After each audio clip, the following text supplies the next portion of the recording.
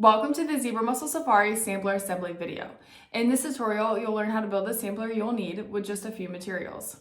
Let's get started. These are the materials you'll need to build your sampler.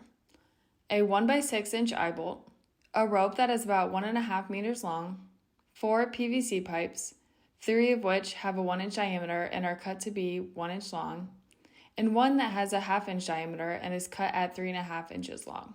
2 1.5 inch washers, 3 6x6 PVC plates, and a 3/4 inch hex nut to secure everything. The first thing you can do is tie one end of the rope through the eye bolt so it can stay secured when hanging off your dock. Then you can take your first washer and slide it onto the eye bolt, followed by the 3.5 inch PVC pipe. Then you'll need your first 1 inch PVC spacer, followed by your first sampling plate.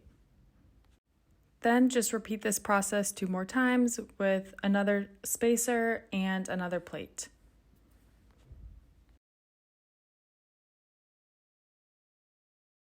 After sliding your last sampling plate on, go ahead and grab your second washer and then secure it at the end with the hex nut.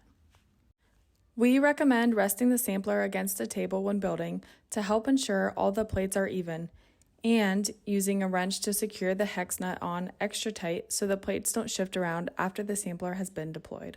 You are now ready to begin your Zebra Mussel monitoring adventure. Thanks for watching.